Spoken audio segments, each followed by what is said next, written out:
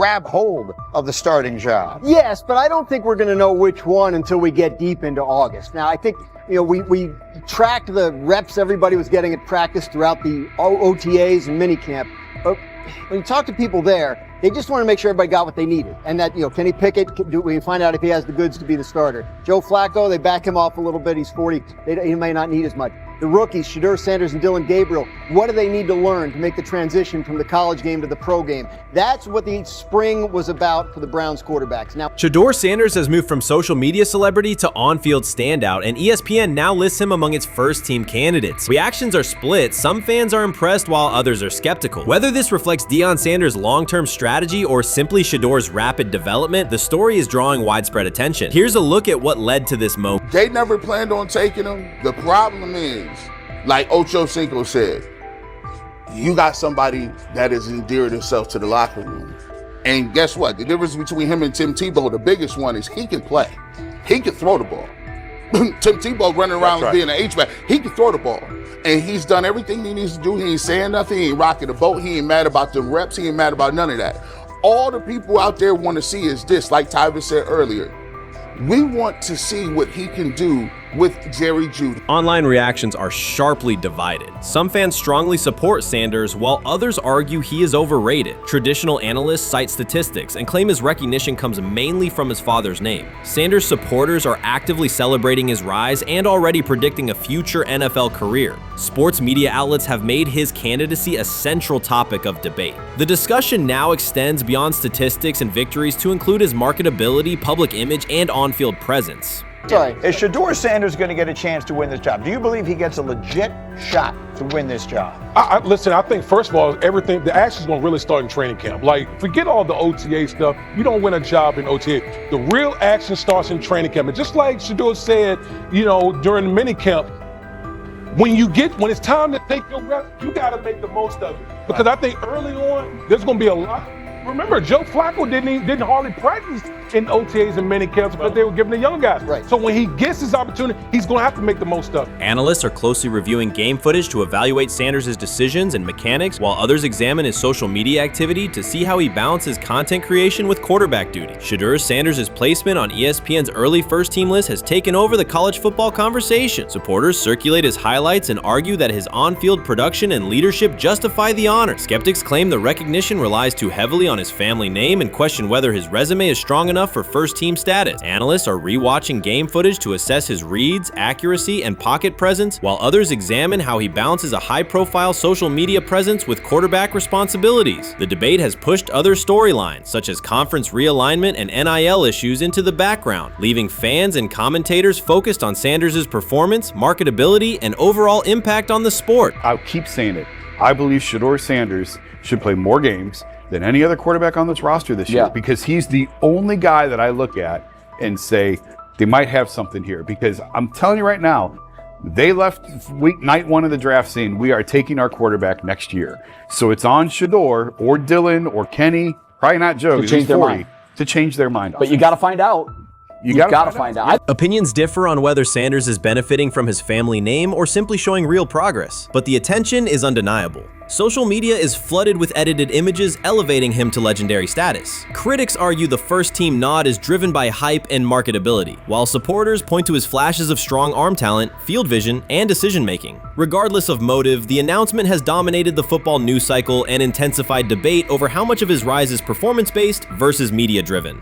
Highlight reels rarely show Sanders' turnovers, late-game mistakes, or inconsistent stretches. Being named to a first-team watch list suggests sustained dominance, something Sanders has displayed only in flashes. His selection appears driven as much by brand recognition and media appeal as by performance. ESPN's decision has intensified debate. Data-driven critics post statistics that question his resume, while passionate supporters predict awards and future NFL success. Commentators recall a time when first-team consideration required years of proven excellence. Yet many fans already see the announcement as confirmation that Sanders is on track for major college football honors. Shedeur Sanders has earned first-team reps when training camp commences later in July. I'm not saying like he's the first guy up when you do 11 on 11s, day 1, 2, 3, 4, 5 at training camp. I'm not necessarily saying that.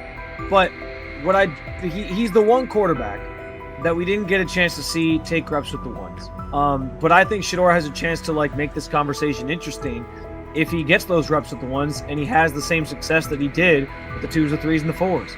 I have confidence he can show you something, but I got to see it. We all got to see it before we can actually judge that. Some believe Deion Sanders is already preparing for an award ceremony, while others are furious, threatening to protest ESPN's credibility over Shedeur's first-team mention. Critics argue that honoring Sanders without a full season of elite play undermines college football standards. Supporters insist his performance and profile justify the recognition. The debate reflects a broader clash between traditional merit-based evaluation and modern brand-driven visibility. In today's landscape, first-team consideration is no longer only about statistics. It also involves marketability and audience engagement. Whether welcomed or rejected, Sanders commands attention and embodies the sport's shift toward both performance and personal brand. Shedeur is lighting it up in practice every day. You're not even a half bit curious to see what he could do with the ones. That makes no sense. And then on top of all of that, you got players going on podcasts and talking to people in the media saying this guy is really good. Like, this guy is legit. So even your peers respect you enough. How is it that the coaches can't see that?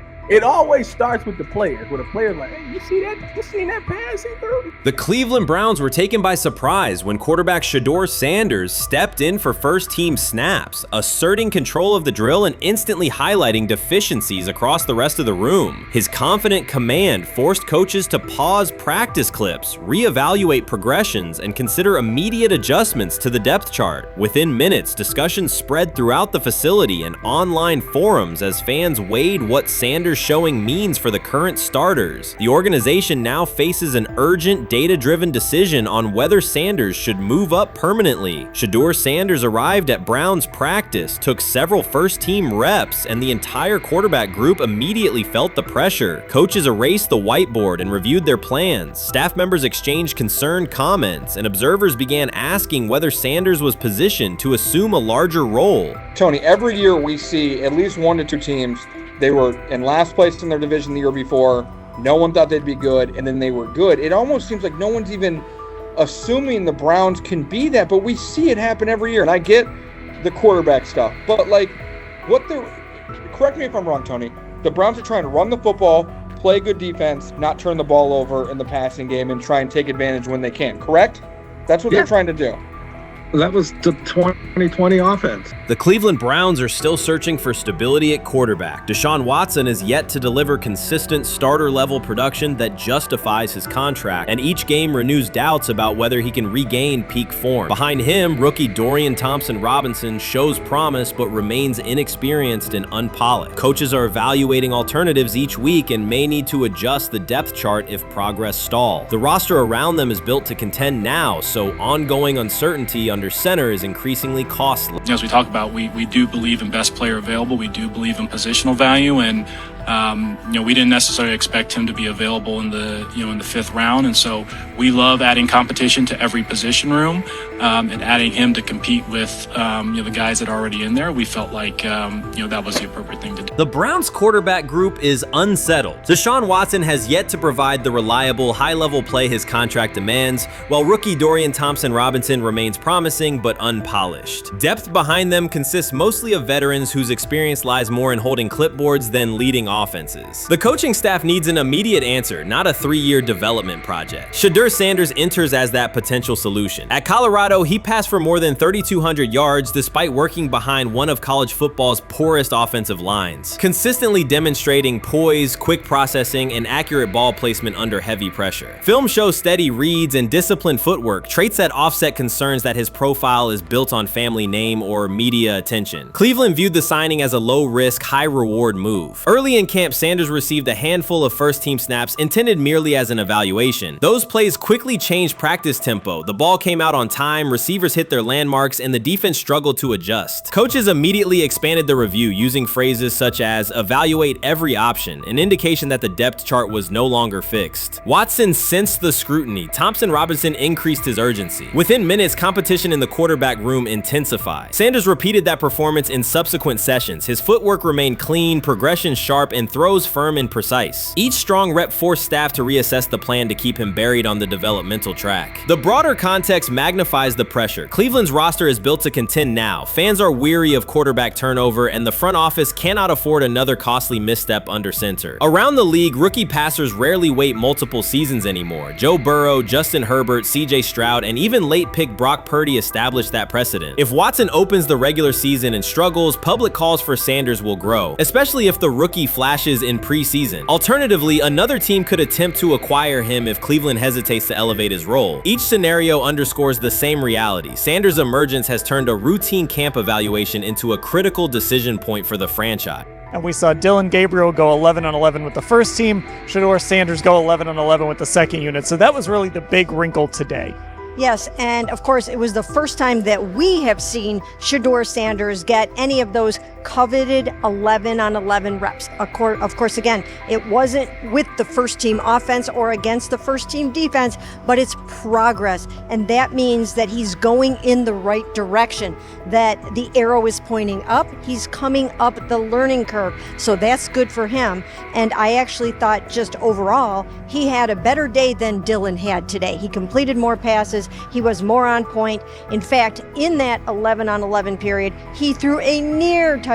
Desperation can push franchises toward aggressive decisions, especially when their quarterback options appear unconvincing or outdated. One scenario now emerging is that Sanders earns enough confidence to take full preseason reps with the starters, forcing Cleveland to revisit a depth chart it believed was settled at the beginning of July. His practices demonstrate that the excitement around him is grounded in measurable performance. Accurate, high-velocity passes against first-team defenses, and confident command of the huddle. Each strong outing also heightens league-wide interest. Rival scouts adjust evaluations, and general managers revisit their notes, aware that a viable young quarterback may soon become available. Inside the facility, the personnel staff must balance short-term results with long-term roster planning, knowing that an early move could reshape salary cap allocations and locker room dynamics. The pressure on Watson and Thompson Robinson escalates accordingly. Both must produce visible progress to maintain their current roles. Cleveland's recent history shows how quickly promising quarterback situations can devolve into controversy. The franchise has turned potential breakthroughs into organizational turmoil before, so observers remain cautious about how this competition will unfold. What do you think is happening in Browns camp? What do you think is going to happen there before I let you go, Lewis? You know, I think it really does. It really does all depend on how Kevin is able to, as it relates to Shedeur, work him in enough. Well, one, Shedeur has to earn the right for Kevin and the staff to have discussions about, hey, we got to get him more reps with the ones and twos. We got to get him more reps with the ones and twos when we're going team period, not just walk through or not just 7-on-7 team. Louis Riddick reacted sharply on air after viewing practice footage from the Cleveland Browns. The clip showed quarterback Shedeur Sanders executing a string of precise throws while the Browns head coach watched with a broad smile. Riddick questioned whether the session was focused on evaluation or celebration, arguing that visible enthusiasm from the staff could cloud objective assessment of a rookie's progress. Earlier in the segment, Riddick's tone had been measured once the Sanders highlights appeared. He criticized the perception that a routine practice was being treated like a marquee event. He stressed that coaching reactions should remain subdued until performance translates into game situations. Riddick concluded by calling for accountability and asking the Browns to clarify how they plan to manage expectations for Shedeur Sanders as training camp continues. Couldn't imagine me myself saying, hey, you know what? As someone who has been at the very bottom to try and ascend to like some level of success, I could never imagine going, you know what would be really cool? I'm gonna play a joke on someone like this and make pretend that I'm a GM and I'm drafting you when actually I'm not, and then I'm gonna hang up and just giggle about it. Man, what the hell are we doing? Seriously, what are we doing when we think that that kind of crap is funny? I don't know. Trying to get likes on TikTok. I don't have the right words for it. Right, Lewis, I'm gonna say this. I don't have the right words for it. Few situations unsettle a former front office executive faster than watching coaches celebrate a rookie quarterback before pads come on in August. In Louis Riddick's view, the Browns staff did more than acknowledge promise. They acted as though they had already secured their franchise leader. Throughout the session, Shedeur Sanders delivered 40-yard throws off his back foot, ran crisp 2-minute drills, and displayed steadiness rare for a first-year player. According to reports, each successful rep drew audible admiration from the sideline, highlighting how quickly enthusiasm has escalated. When Riddick reviewed the same practice tape and heard the glowing comments, he challenged the reaction on live television. He argued that a few controlled drills should not override the methodical scouting and development work that normally guides roster decisions. Riddick's criticism focused less on Sanders' talent than on the evaluation process. He warned that comparing a prospect to established stars or joking about renaming the stadium creates pressure before the player has taken an NFL hit, faced a disguised coverage, or logged a preseason snap. Praising potential is acceptable, he said, but anointing a savior in July risks repeating the organization's history of premature quarterback expectations. Sanders brings confidence shaped by his father's legacy and his own disciplined preparation, yet Riddick insists that progress must be confirmed over time. He urged the Browns to temper public excitement, follow a structured development plan, and reserve celebratory reactions for on-field results that matter. Regular season production under live pressure, not highlight clips from a midsummer workout. He has to earn that. Kevin has to figure out a way to do that. So then you can reasonably assess what you have in him compared to Dylan Gabriel, compared to Kenny, compared to Joe Flacco. If you don't, then the conversation surrounding him is going to continue to be what it's been, which is, but for some people, he was overhyped all along. He's not that great of an athlete, doesn't have a big enough arm. There's a reason why he was a 5th-round pick, blah, blah, blah, which I don't believe.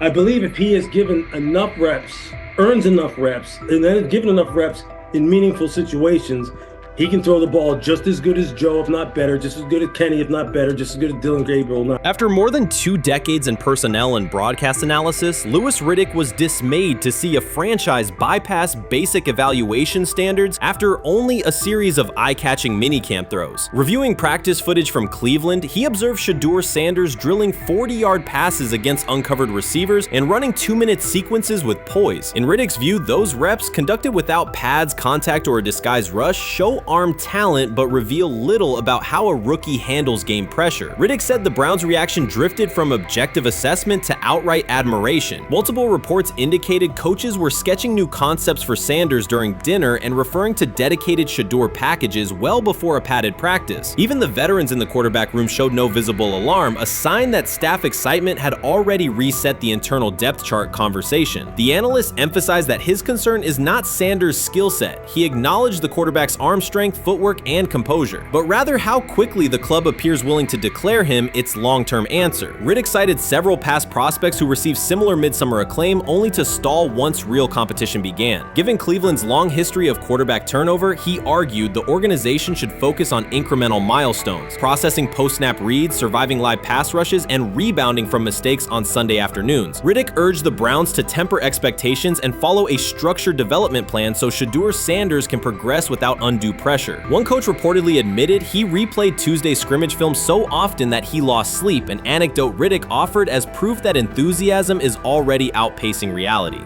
All asking now is what is going on with Shedeur Sanders, and so the floor is yours. Maybe you can make sense of this free fall with what was at one point the top-rated quarterback in this draft class. Yeah, Shay, I think at this point in time, this really isn't a football discussion any longer. This is a personal discussion. This is about it's a fit discussion. It's whether or not teams are just comfortable with everything that comes along with Shedeur in terms of who he is as a person, all the people that are surrounding him in terms of his inner circle, and whether or not teams deem that to be something that they're comfortable with. Right or wrong, that's the only conclusion you can really come to at this point. Louis Riddick voiced an escalating concern during the segment. Having witnessed numerous quarterback setbacks in his career, he worries another may be forming, not because Shedeur Sanders lacks talent, but because the praise around him is growing without restraint. Sanders has simply attended practice, delivered accurate passes, led the huddle, and shown the composure expected of an NFL player. Riddick fears the Browns' reaction, treating routine drills as proof of long-term success, risks setting premature expectations. He cautioned that the organization seems ready to celebrate a franchise savior before Sanders has taken a competitive snap, noting that such early adulation has derailed promising prospects in the past and could impede Sanders' measured development. You can't fire the owner because he can't fire himself. someone's head's going to roll, unfortunately, in this situation, and it's probably Stefanski and Barry. I saw on The Athletic. I don't think that's fair, by the way. Stefanski, that part.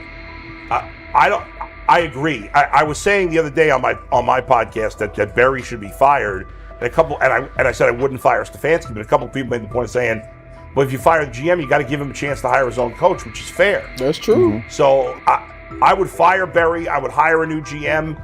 If that GM thinks Kevin Stefanski's a good coach, wants to stick with him. The situation in Cleveland has escalated with the NFL. Sources indicate GM Andrew Barry is prepared to move on from head coach Kevin Stefanski if he refuses to elevate Shedeur Sanders. The Browns are weighing a major quarterback change. Leadership appears to be aligning behind Sanders and pushing for immediate action. This is a high-stakes decision about control and the team's direction. I think it's unfair for me to comment in I guess, maybe on behalf of the industry. All I can say is this, the time that we spent with Shedeur, and what he's done throughout his college career is impressive. He's an impressive young man.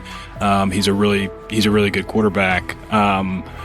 Sometimes, fit comes into play. And I'd also say this, there are 4 more rounds of the draft. And then maybe lastly, it's less about where you get picked and what you do after you get picked. That's really the most important thing. Getting to know him over the course of the spring, he has a ton of resolve. Andrew Barry appears to be at a breaking point. Pressure from fans and within the organization to play Shedeur Sanders is intensifying. Barry is pushing for a move towards Sanders, while head coach Kevin Stefanski remains cautious about altering the depth chart. The divide is clear. One side wants acceleration, the other a measured rollout. The organization is under heavy scrutiny, and the focus has shifted to when, not if, Sanders sees the field. Has the 4th highest odds of any head coach this season to be fired. He's clearly on the hot seat. It's been a discussion for really a couple years now, dating back to last season's 3-win season. And he's always had kind of hot and cold seasons. And now the sports books are saying he's 4th on the list. Number 1 is Mike McDaniel of the Miami Dolphins, Brian Dable of the Giants at 2, Shane Steichen at 3, and there is Kevin Stefanski plus 650 to be fired. This has moved beyond tension to outright stubbornness. Rather than elevating Shedeur Sanders, the staff has chosen Dillon Gabriel. The current depth chart looks less like a forward plan and more like resistance to change. Fans have been clear about who they expect to see, yet the organization keeps delaying. Every week without a real evaluation of Sanders slows development and blurs accountability. Cleveland is choosing a conservative approach when a decisive decision is needed, sending a message of uncertainty to both the locker room and the city. Now being the 3rd string quarterback for the Cleveland Browns, was that so much was made out of unbelievable.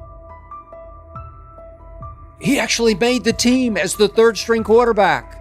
Like that was a big deal. Like that was somewhat of a surprise to a lot of people. He should have been the 1st pick in the draft. Kevin Stefanski appears to be doubling down to validate his approach. Despite sustained demand from Browns fans to see Shedeur Sanders reflected in chants, merchandise, and constant discussion, he continues to keep Dillon Gabriel in front on the depth chart. The decision functions as an assertion of control rather than a response to momentum. Even with clear signals from the fan base, Stefanski is staying with Gabriel and delaying a full evaluation of Sanders. It is a deliberate choice to maintain his plan and pacing, not to accelerate change. Cleveland is prioritizing continuity over recalibration, keeping any transition to Sanders on hold. But yeah, the Browns are in a tough spot. They have wasted. You traded a ton of high draft capital to get Deshaun Watson. You've gotten nothing out of Deshaun Watson and missed an opportunity. who knows who they would have drafted. Now, maybe they would have screwed up those picks and the Browns would still be in bad shape. Andrew Berry is likely frustrated watching Dillon Gabriel default to conservative throws while the offense stalls. From a football perspective, this appears to be the hill Kevin Stefanski is choosing to stand on. Keeping Gabriel ahead of Shedeur Sanders has limited the unit's explosiveness and prevented a full evaluation of a higher ceiling option. Drives end quickly, field position flips, and momentum is lost while Sanders remains on the sideline. Fan patience is wearing thin. Each ineffective series intensifies criticism and shifts scrutiny toward the coaching staff's criteria for the depth chart. With every additional snap for Gabriel, the decision reads less like an open competition and more like rigid adherence to a plan that isn't producing results. The optics are clear. A dynamic quarterback sits while a cautious approach keeps the offense in neutral. If this continues, accountability questions will grow inside and outside the building. What performance benchmarks keep Gabriel ahead of Sanders? When will Sanders receive first-team reps in live situations to allow a fair comparison? The front office must decide whether to preserve continuity or pivot toward a timely assessment of Sanders. The longer the current approach stays in place, the more it signals stubbornness rather than adaptation, and the more pressure mounts to realign the plan with on-field output. I honestly see it happening if the Browns lose a bunch of games. Like if they get 5 wins or less, I see the report coming out now that Stefanski will be fired. I don't want it to happen. I want the Browns to be good, win a bunch of games. I think that they're going to be a team that is slept on and can at least get 7 wins, which is why if they don't, I see Stefanski getting all the blame for that, and there'll be a new coach in Cleveland. Because their players, to me, are there once again. We've talked about the incredible rookie class. The approach in Cleveland lacks consistency. One week, Andrew Berry signals he wants Shedeur Sanders on the field. The next, Dillon Gabriel gets the reps and the plan stays conservative. Through it all, Kevin Stefanski shows limited urgency despite pressure on his job security. Fans are asking for an offense that can push the ball, change field position, and produce points. Instead, the unit leans on short throws and cautious sequencing. Gabriel's play keeps the ceiling low and momentum static, while a full evaluation of Sanders is postponed. The result is growing frustration and a clear disconnect between the front office, coaching staff, and expectations in the stadium. The NFL tried to teach him and his father a lesson. You don't act like that. You don't talk like that before a draft. We'll show you how our game is played. We will watch you plummet all the way. I think he would have gone undrafted except for that owner in Cleveland. And he is the key to everything because he is something of an against-the-grain maverick owner. He's kind of a wannabe Jerry. Fan speculation is growing. Some believe Kevin Stefanski lacks confidence in Shedeur Sanders. Others think he's prioritizing Dillon Gabriel for reasons unrelated to performance. A more extreme view claims Stefanski is manipulating outcomes to secure a buyout. Whatever the motive, the risk is clear. This approach is straining his relationship with GM Andrew Berry and alienating the fan base. Pressure is rising, Berry's patience is running out, and supporters have shifted from requests to demands. If the current plan continues, calls for a change in quarterback and accountability will intensify. You first, when you take a look at both of these QBs, who had the most impressive start so far in the preseason? Well, to me, it was Shedeur. I didn't see any interceptions when he was out there. Did you see anything like that? I mean, don't get me wrong. I don't think Dillon Gabriel did a bad job. I was impressed with the brother, but I'm going to go with Shedeur. You know, the pressure was on him. The spotlight was on him. Stephen A. Smith didn't just call out Dillon Gabriel. He held him accountable and made him rethink his comments. The moment Dillon Gabriel spoke and went after Shedeur Sanders, it wasn't a minor slip. He crossed the line and stepped directly into Stephen A. Smith's wheelhouse. And Smith answered with a clear, direct response that left no room for misinterpretation. The comparisons were emanating from the media more so than anybody else. And that's what I think, that's exactly who I think he was directing his comments towards. Having said that, Dillon Gabriel, respectfully, it was stupid. A very dumb comment to make. First of all, let me tell you something right now. In every walk of life, far beyond the parameters of a football field. This wasn't casual sports commentary, it was a decisive critique. Dillon Gabriel's comments were taken apart by Stephen A. Smith with clear, direct points. Gabriel, a quarterback with solid stats but limited top-level achievements, chose to take a public shot at Shedeur Sanders. Shedeur, who has handled sustained media scrutiny and on-field expectations, became the target of an unnecessary criticism. Smith responded by challenging Gabriel's standing to make that claim, and by defending Sanders on the facts. The outcome was clear. Gabriel overreached, and Sanders didn't deserve the hit. Only Dan Orlovsky would sit up here in comparison to Shedeur Sanders, who did no such thing, and say, hey, thought he looked better.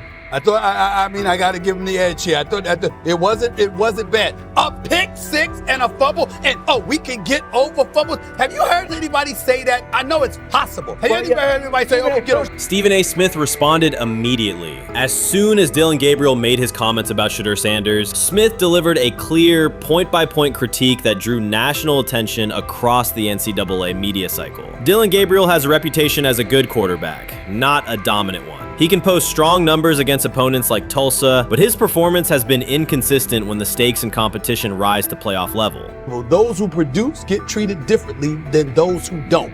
What he said echoes the mentality of all of America practically, and most certainly the world, as we see things being globalized more and more every day. It was a stupid, idiotic, immature comment, because clearly you were feeling the heat because a lot of people was talking about how Shedeur should be QB. Dillon Gabriel is a capable quarterback, but not a standout. Even so, he chose to talk down to Shedeur Sanders, a quarterback who has navigated constant scrutiny and pressure and still represents the future of a program that was struggling before he arrived. The comparison was weak. The criticism was unnecessary. Stephen A. Smith recognized that and dismantled Gabriel's argument with a clear, direct response.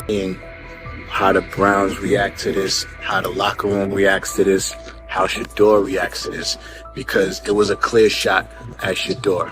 But let's say Dillon Gabriel's talking about the media. How could you be a brand new quarterback in the NFL and the first time you get behind a mic after your first game, you throw the media under the bus? That's arrogance. Stephen A. Smith excels in moments like this. When Dillon Gabriel made his remarks about Shedeur Sanders, Smith responded with a focused, direct critique. He questioned Gabriel's standing to make that claim, noting that Gabriel has transferred between programs and has not been a Heisman finalist. Without theatrics, Smith laid out why Gabriel's resume doesn't justify taking public shots at Sanders. Smith's point was clear. Targeting Shedeur Sanders, a quarterback central to his program's future and consistently under intense scrutiny, was misplaced. Gabriel's criticism lacked the substance to support it, and Smith methodically showed why. Today on his 42nd I want you to be meaner. birthday. That's number one. Number two, after the game, the Browns head coach Kevin Stefanski said there was a mix-up in the routes and that players were in the area that they shouldn't have been. Look at Stephen A's face. Look at Stephen A's face.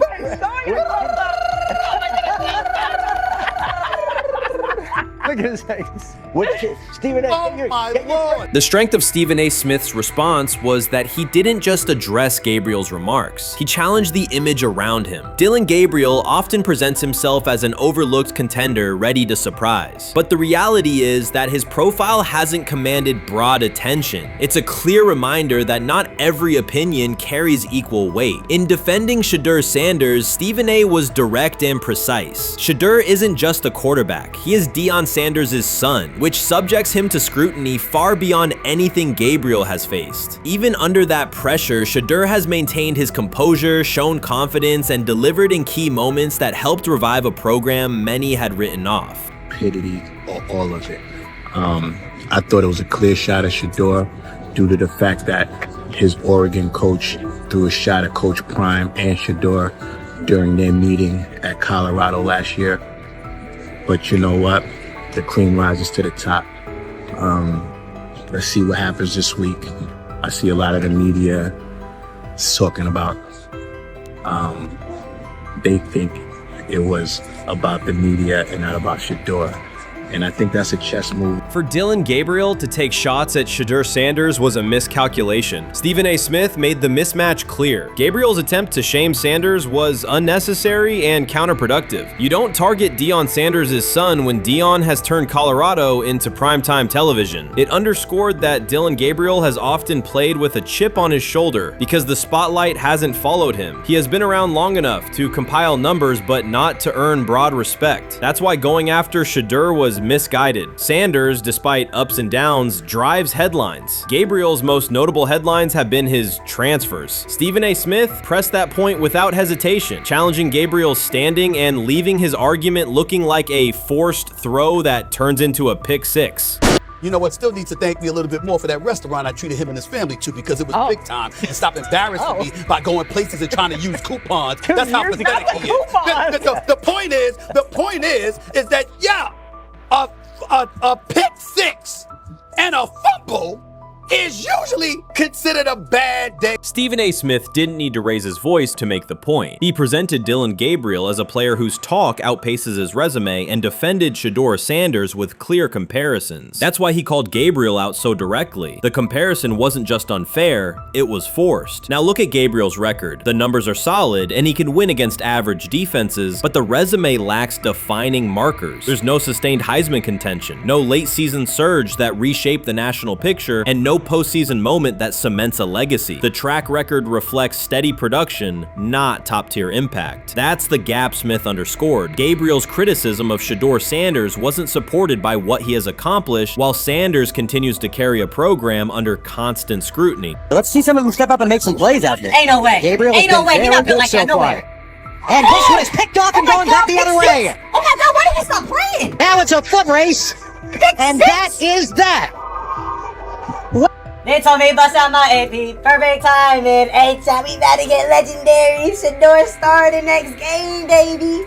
Shout out Dillon though, you know what I'm saying? But I love you, my heart. What am I bigger than cheese, bro? You know what I'm saying? But Shedeur got it. Shedeur Sanders is a national brand who draws viewers for both performance and result. Dillon Gabriel's attempt to diminish him read as resentment. And Stephen A. Smith called out the insecurity and lack of awareness directly. Colorado under Deion Sanders is prime time, and Shedeur sits at the center of that spotlight. If Gabriel expected the sports world to agree while he took a shot at Shedeur, he misread the moment. Smith dismantled the argument and questioned the credibility behind it. Gabriel will move on. He'll keep playing, give interviews, and have fans, but this exchange will trail his media profile as a reminder of a misstep. It's a clear example of a resume that doesn't justify taking public aim at a quarterback carrying that level of scrutiny and responsibility. For the Cleveland Browns preseason game today is that the way that some white folks watched Shedeur Sanders last week is the way that some black folks were watching Dillon Gabriel today. And it's not Dillon Gabriel for Dillon Gabriel's sake. Most folks don't have a problem with Dillon Gabriel. It's what he represents, which is the disrespect of a black person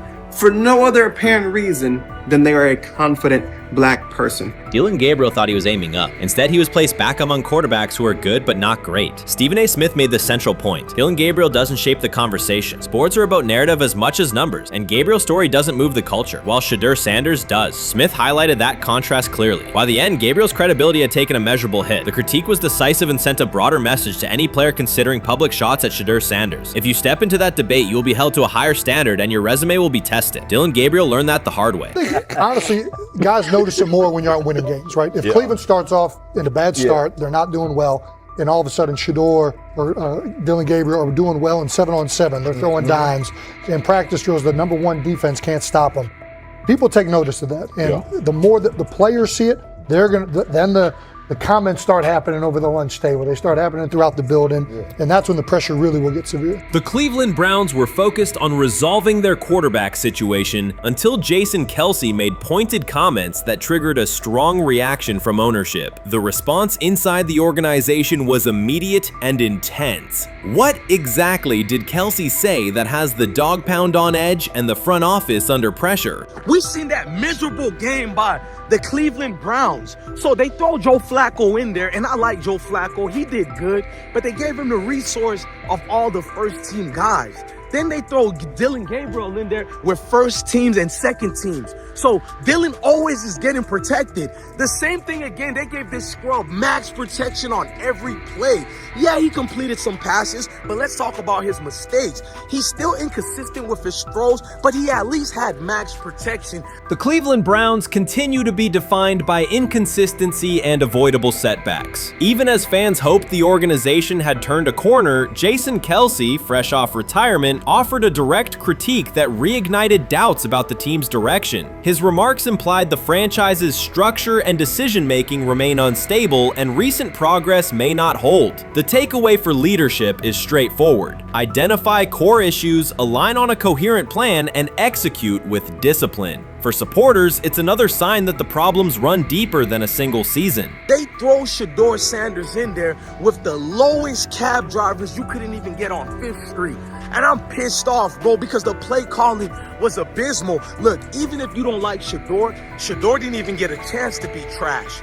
Even if you think Shedeur is garbage, he didn't even get a chance to be garbage. That's how awful the offensive line was. Kevin Stefanski still doesn't want to give Shedeur second strings and first strings reps. Why is that? Browns ownership's response shifted from measured to urgent. The pattern is familiar in Cleveland. The team once treated Johnny Manziel as a franchise solution, retained Hugh Jackson for a second year despite results, and invested heavily in Deshaun Watson through a costly trade and contract. These decisions reflect aggressive but poorly aligned planning. The outcome has been continued instability instead of sustained progress. That this was the guy that they wanted to start. He's seasoned, he's experienced, he still has a big-time arm, even at his age, and they open with the Cincinnati Bengals. They wanted that experienced guy. He was always going to be the guy. They were not going to start Dylan Gabriel or Shedeur Sanders in week 1. Kenny Pickett had a hamstring injury. It makes it easy to go with Joe Flacco. And the question isn't and wasn't going to be who's the starter in Cleveland. The question is, who's going to be the backup in Cleveland? Who's going to be the number 2 quarterback when they open the season against these Bengals? Fans still show up season after season, expecting improvement and bracing for setbacks. The usual pattern has been early optimism followed by a gradual collapse. But last season was different. For a sustained stretch, the Browns looked organized and competitive, resembling a functioning team. Couple days, 3 days until roster cutdowns, how do you feel about that? Do you feel like you belong here on this team?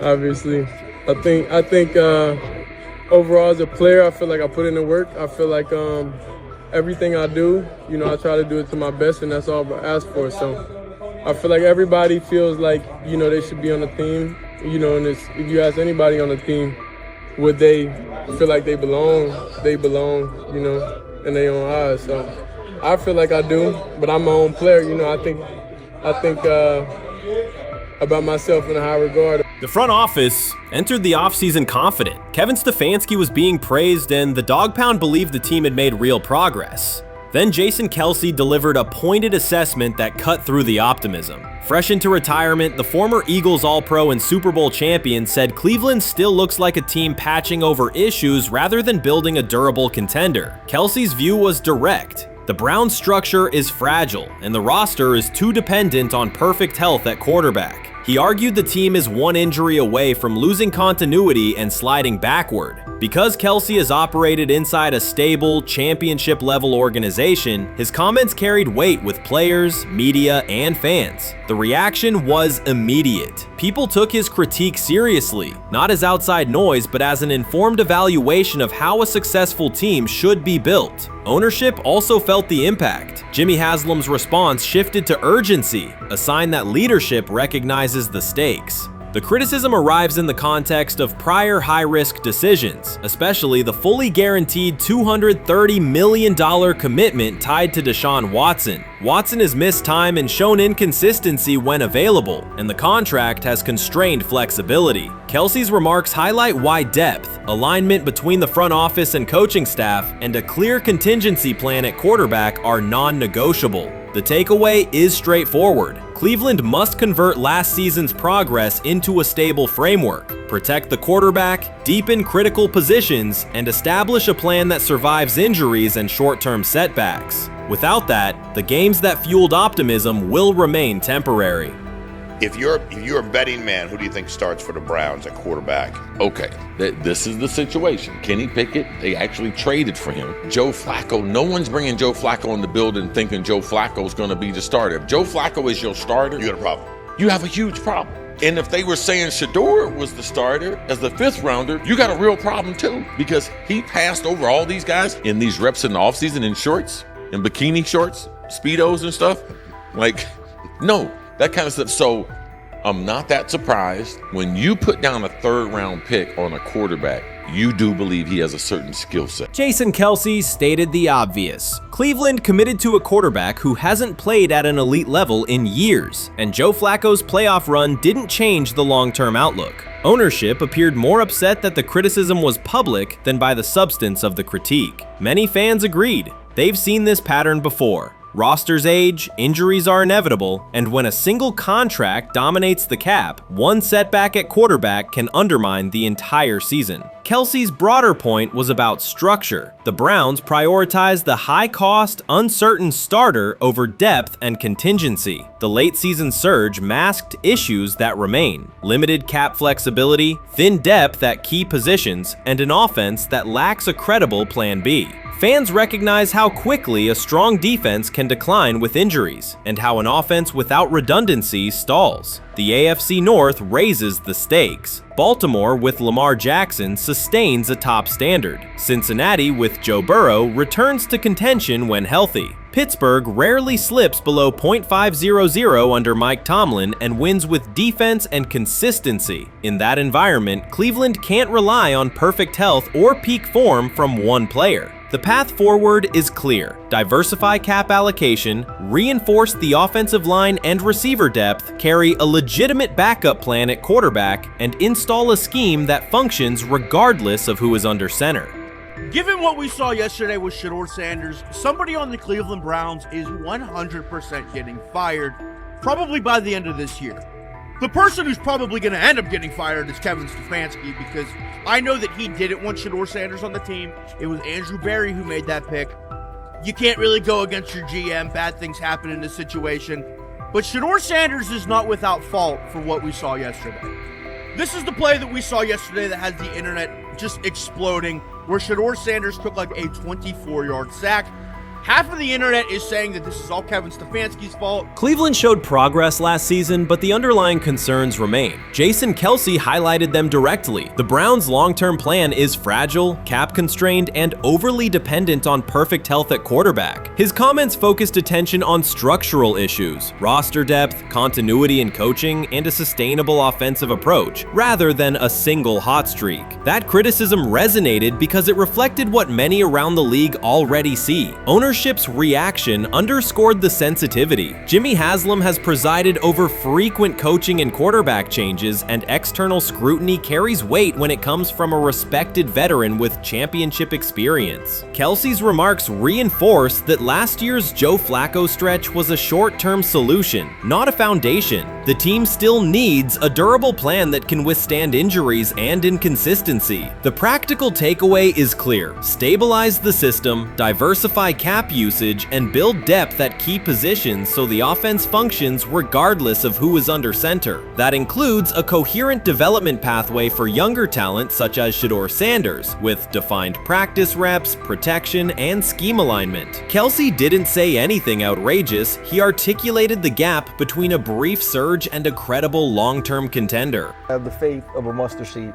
Right, because this is the greatest resurrection since Jesus the Christ. Right, like at some point, Joe Flacco was thinking about getting into TV. Yeah. Right, Joe Flacco didn't have a job, and then now you not only come back and start for the Cleveland Browns late in the 2023 season, but they came back around to you. You're now the day one starter for a franchise that just 2 years ago was in the playoffs. The Browns' quarterback situation remains unsettled. Deshaun Watson was expected to be the long-term answer, but injuries and inconsistent play have prevented him from reaching an elite level. When the team turned to Joe Flacco after Watson's season deteriorated, Flacco immediately lifted the offense and produced results that highlighted the gap between expectations and reality. That a 39-year-old late addition could outperform a 230 $130 million starter was not just a short-term surprise, it raised fundamental questions about roster construction and evaluation. Quarterback depth has been fragile, and the late-season surge masked broader structural problems. Jason Kelce's remarks made that clear. Cleveland is vulnerable if the starter is unavailable, cap flexibility is limited, and the offensive plan lacks a stable contingency. His critique drew attention to leadership and planning as much as on-field performance. Jimmy Haslam's strong reaction reflects the pressure on ownership.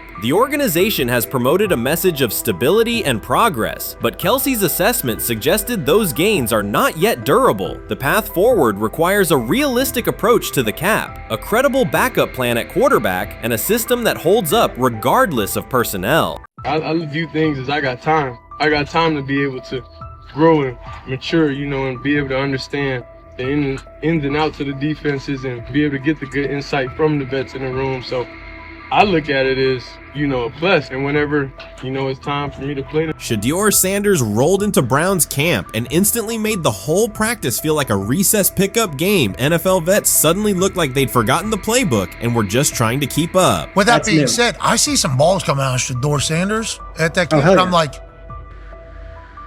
kind of looks like a guy. Yeah, I'm ready. He can sling it. Ready to. I see him, some of the veterans, how they talk to him, mic'd up, see what he's doing in the community. Talking about Njoku there? Njoku, Mike Napier. Once you see, different little interactions and things like that, I know he has the talent. We'll see. It'll be a competition that usually brings the best out of guys, especially young guys. So I'm interested to see how that quarterback situation. Right after Shedeur Sanders tightened his cleats and the Browns settled in for what they figured was a routine camp day, the whole vibe tilted sideways. No blazing comet, no UFO touching down at midfield, just a swagger-charged quarterback striding in like he'd crashed the wrong league and thought, yeah, I'll stick around and run this show. The Browns had no clue what storm was rolling in. You'd expect an NFL team to do a quick scout, maybe pull up a highlight reel or two, but nope. They greeted Shedeur with a shrug, only to watch him seize the field on snap one and run the whole operation like a seasoned pro. First and foremost, he's been the best quarterback in camp. Now look, Joe Flacco ain't had many opportunities. There was a whole day I saw he didn't throw the ball at all. Here's my theory on the situation. They already know who's starting in the number 2 is. They already know. Joe Flacco and Shedeur Sanders is already locked up. You're missing the boat, people. You're missing the boat. Your boy, Kenny Pickett and Dylan Gabriel, they're fighting. Shedeur didn't merely clock in, he hijacked the session. One moment he's loosening his arm, the next he's roasting veteran QBs like faded names on busted draft boards. Defensive coordinators everywhere had the same gut punch reaction.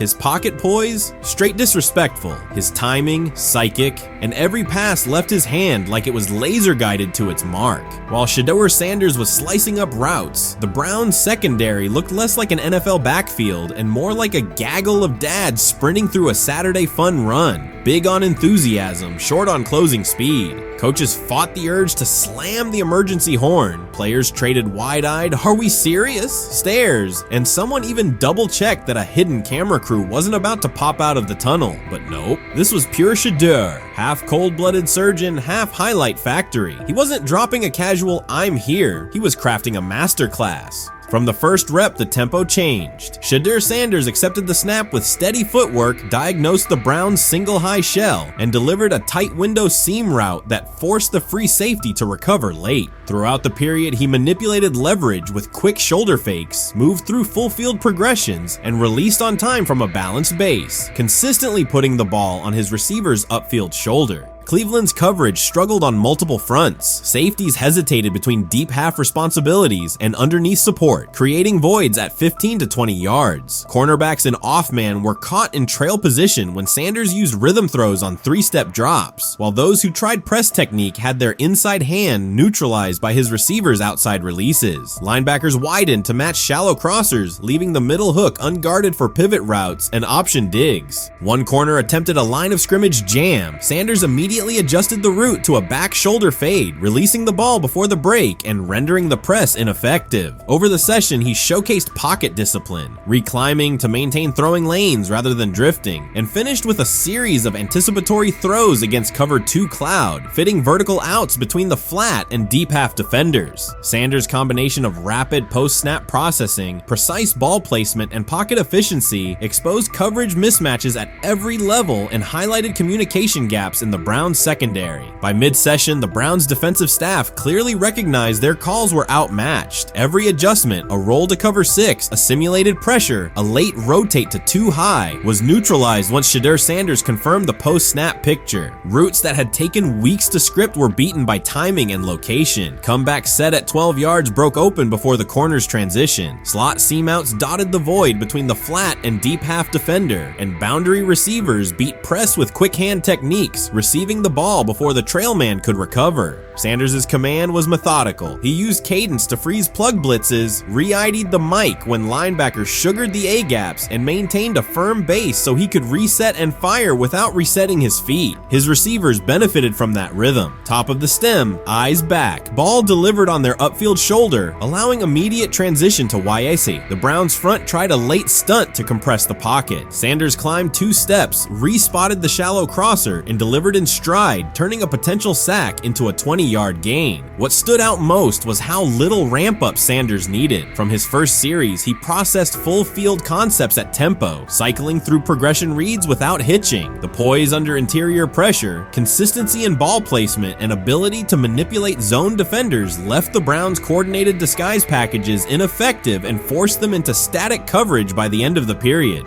In short, Sanders' efficient mechanics, rapid processing, and anticipatory accuracy rendered Cleveland's defensive game plan ineffective at every level, from pre-snap disguise to post-snap spacing. Imagine there's many people that think Dylan Gabriel's a better quarterback than Shedeur Sanders. I don't care where they were drafted. And if the Browns are the one team that thinks that, then I'm going to suspect it's not true. They don't know what listen, they're doing. I every quarterback evaluation for 30 years. Right. I never root against anybody. Yeah. But I'd be surprised if Dylan Gabriel's ever a legitimate starting quarterback for the Cleveland Browns. I'd be surprised. I just don't think.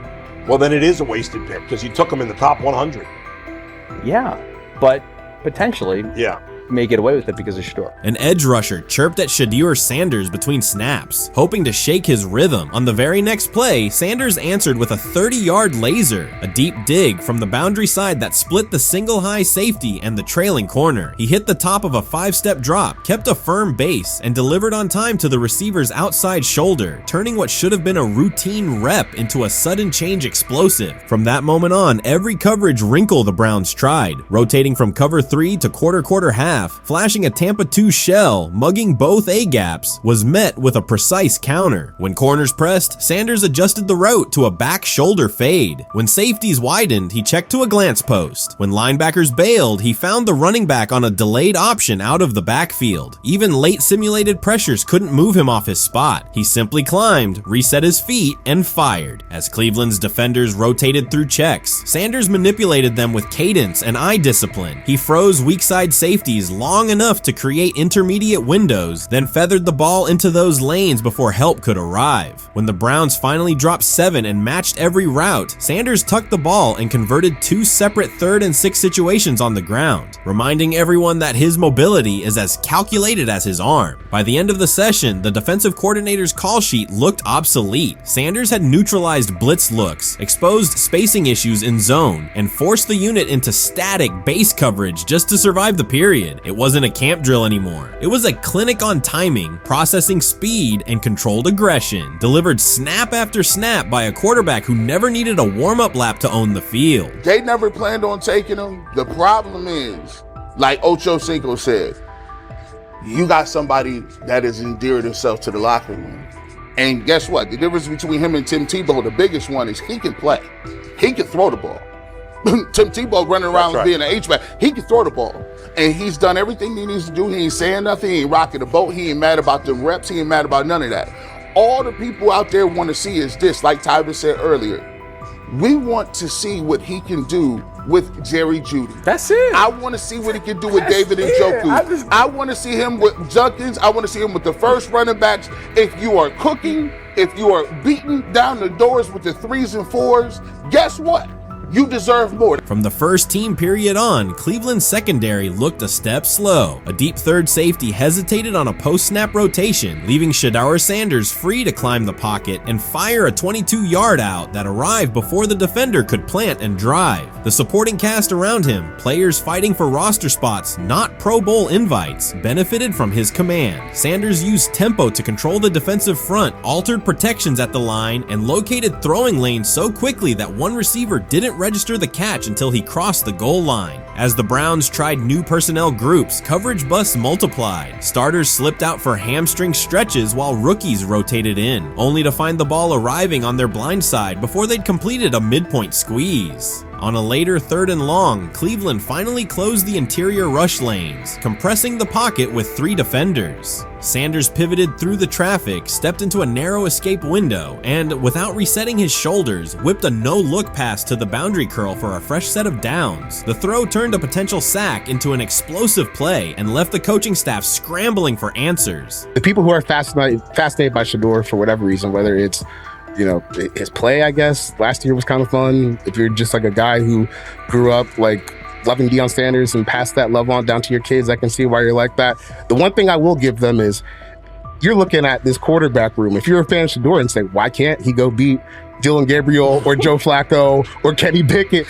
So I do understand that part of it, right? Because why not? Why couldn't he be the Brown starter in October or November? That looks like a quarterback room where everyone will get a chance to start. When he led college football in completion percentage and he threw almost 40 touchdowns for over 4,000 yards, how tall was he? Because they make it seem like he shrunk all of a sudden, RC. Oh, how lively was his arm? Because all I know is somebody did that. Somebody threw for over 4,000 yards, somebody threw for almost 40 touchdowns, and somebody led college football in completion percentage. Now, I'm trying to figure out, what I try to figure out all the time, Mel, is how a guy that hadn't played football in almost 5 months. Shannon Sharpe has publicly defended Shedeur Sanders and criticized those questioning him. Sanders has earned higher recognition and some fans are responding negatively. Although there's debate about whether he belongs on a second team list, Sharpe maintains that Sanders' career is clearly ascending. Reactions on social media are mixed. Some users are angry, others are surprised, and a few say they anticipated this result. The conversation remains active. When reports confirmed that Shedeur Sanders had been elevated from second team to near top tier status, Shannon Sharpe issued an emphatic response. He delivered a detailed rebuttal to critics, underscoring why Sanders deserved the promotion and directly challenging those who doubted the decision. I don't think that he was underprepared during these meetings. I don't believe any of these stories that he showed up arrogant and that he was bombing his interviews. I mean, you watch the film, he's on time, he's on point.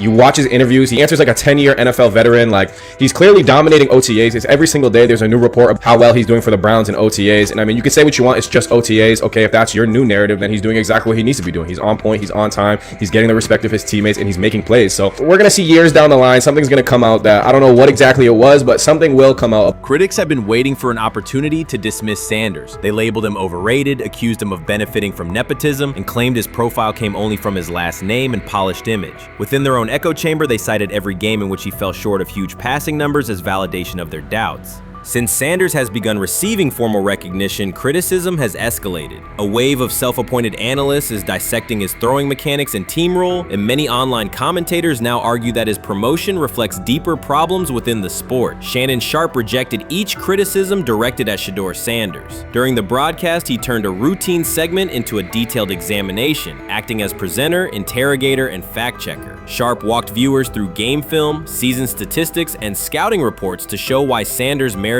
his recent promotion. Whenever a panelist claimed Sanders had not earned the role, Sharpe countered with completion percentages, efficiency ratings under pressure, and documented late-game drives that changed outcomes. He stressed that the backlash was driven less by on-field evidence and more by reluctance to revise earlier opinions. Sharpe argued that critics were upset not because Sanders lacked qualifications, but because his progress contradicted their initial narrative. By the end of the discussion, Sharpe had moved past simple defense and reframed Sanders as a clear example of performance-based advancement, demonstrating that early predictions can be wrong. Never heard of no Dillon Gabriel or Tyler Shock. What the hell is that? So how is Shedeur Sanders going behind them? I'll tell you how. Collusion. 4 different times they passed on him. How the hell does that happen? 4 rounds. It doesn't happen to a quarterback. We've never seen anything like this before.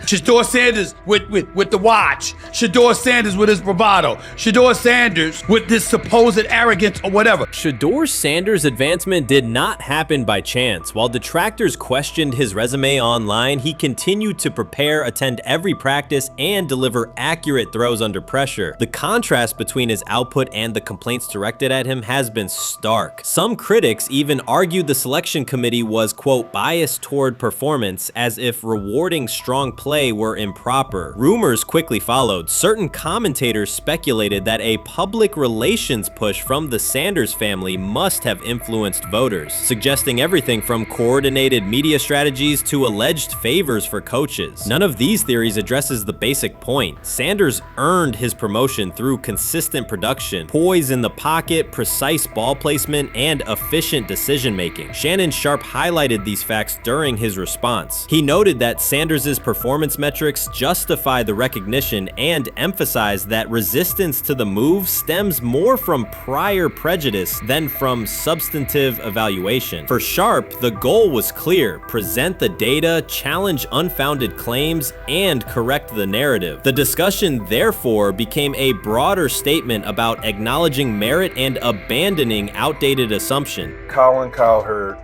defend college basketball coaches who have gotten a DUI, come to their defense and say they didn't need to be fired, that they deserve a second chance. But Shedeur Sanders drives 40 miles over the speed limit, gets a one-on-one ticket, and Colin Cowherd comes on his show today and says he's out on Shedeur Sanders. He's seen enough. He can't support him anymore. He can't be in the Shedeur Sanders camp because of the speeding ticket. Shannon Sharpe addressed commentators who portray constant doubt as expertise. Those who discount strong performances with "we'll see," but declare bust after a single mistake. He noted their belief that progress only counts if an athlete visibly struggles. Sharpe's response was methodical rather than emotional. He presented evidence, cited statistics, and calmly refuted each claim. Following his remarks, several critics began revising or deleting earlier posts, recasting themselves as longtime supporters of Shedeur Sanders despite having questioned him for months. Sharpe insists on accountability, naming specific individuals and dates while requesting public acknowledgement of prior errors. He argues that analysts cannot spend months undermining a player's potential and then quietly adopt a supportive stance once the athlete succeeds. These are serious, big-time, top-of-the-line playmakers that they have. If you can go 45 to 42 in the fourth quarter because your quarterback set the school record with 510 yards passing. He was flawless. Shedeur is big time. I didn't know for sure, will it translate to the next level of competition? Yes, it might translate to the next level of competition as he can play. Critics who once claimed Shedeur Sanders was unprepared now hesitate to acknowledge their mistake. They resist retracting earlier comments and struggle to accept that an athlete can succeed without their approval. Sanders continues to share practice clips and game highlights without engaging the debate, while Shannon Sharpe documents every dismissive remark, ready to revisit them on national television. The disapproval did not slow Sanders. It underscored his progress and exposed the gap between perception and performance. As a result, the conversation has shifted. Analysts who doubted him now describe him as undervalued and publish detailed evaluations of his mechanics and game management, suggesting long-standing familiarity with his career. In a matter of weeks, critics have recast themselves as advocates, demonstrating how quickly opinion can change when consistent results leave little room for doubt. Shannon Sharpe signaled that his commentary is not over. He considers Sanders' advancement a positive outcome for every athlete who has been overlooked or criticized for having confidence. Sharpe stressed that analysts do not have the authority to determine who deserves recognition based on personal preference. The reaction to Sanders' promotion, he argued, revealed how quickly opinions can shift once results are undeniable. Sharpe pointed out that many vocal critics became quiet when confronted with objective performance data. This exchange, Sharpe insisted, reached beyond defending a single quarterback. It challenged the practice of dismissing achievements that do not fit familiar narratives. He reminded viewers that success does not require external approval and that consistent talent will surface despite online commentary intended to minimize it. While critics reconsider their positions, Sharpe remains steady, assigning credit to the athlete and allowing the scoreboard to confirm the argument. In his view, the statistics speak clearly enough. Sharpe also emphasized that the intensity of the backlash must be placed in context. College football is a volatile environment where unexpected outcomes are common. Therefore, declaring failure based on incomplete evidence only weakens the credibility of sports analysis. The discussion underscored the need for measured evaluation rather than reactive judgment. Dak Jackson Yes. and him and everybody else that we Yes, talked to have agreed. said that Shedeur looks good. He looks really good. Yes. He looks better. And we got Zach that say Dylan Gabriel ain't even an NFL quarterback. It's true. So how is it that this man can't get a rep with the ones, but that non-NFL 100%. quarterback can? We all what agree sense with that, does that yes. make? Some observers now claim that recognizing Shedeur Sanders' strong performance undermines football's traditional standards, even though they previously argued he received coverage only because of his father. Faced with Sanders' current statistics, those critics are searching for explanations that fit their earlier narrative. The data have always been clear, their earlier objections ignored that fact. Shannon Sharpe is openly highlighting this reversal, comparing past negative remarks with Sanders' recent 400-yard games to demonstrate the gap between criticism and evidence. Sharpe did not force these commentators to backtrack, he simply displayed their earlier claims alongside Sanders' results, allowing the contrast to speak for itself.